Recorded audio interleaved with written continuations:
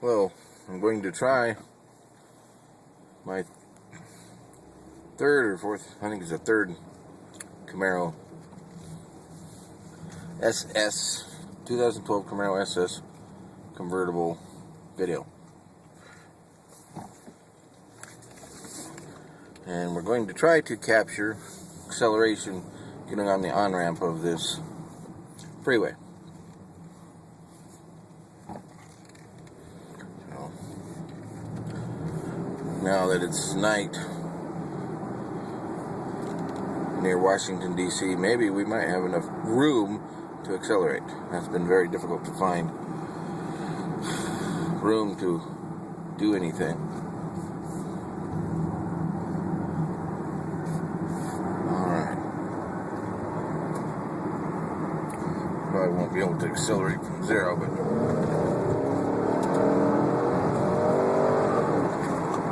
alright. That accelerates too fast, so I had to slow down just to get on the freeway. And I think we'll wait for a trucker to go by.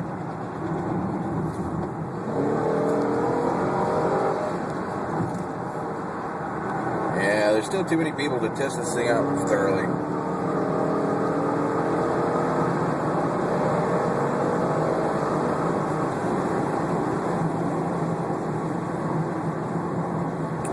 So, you can see it accelerates pretty quick.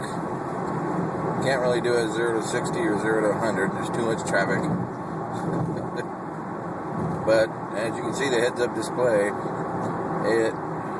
it do take off.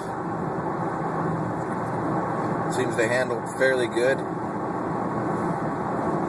You turn traction control off, and it doesn't really get all squirrely. It takes off nice, though it doesn't get dangerous.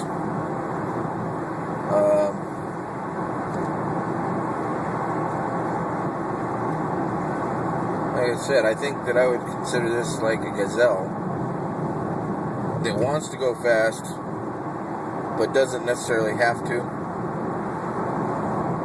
It's very limber around corners, things like that. Does a good job of handling.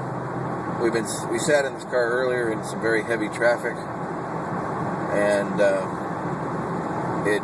in a long period of time, the seats do get a little bit hard.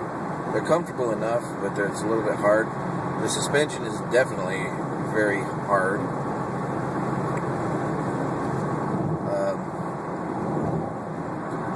But it's a nice car. But as a daily driver, it might be a little bit harsh. I guess you can put up with it or learn to live with it. But like I said, sitting in this car for 3 hours, the seats got a little bit hard, especially when, of course, we might have been just annoyed at the traffic issue, which is very likely. But the doors are very long, so in very tight situation for parking, it becomes a little bit of an issue. You have to be careful not to swing the doors up too wide. So, again, in tight traffic, if I lived in Washington, D.C., I would never have this car. There's no point. But then again, I wouldn't have a fun car in Washington, D.C., so I think this would be a very fun car for someplace out west, someplace with a little bit of leg room to stretch its legs. You can't really stretch its legs very well. There's just too much traffic out here in Virginia.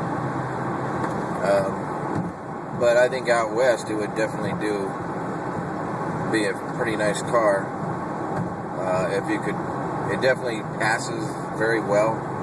You can see when we passed that semi-truck, it just took off. The heads-up display is sort of nice at night. You don't have to look down. If you're going fast, you don't have to look down at all.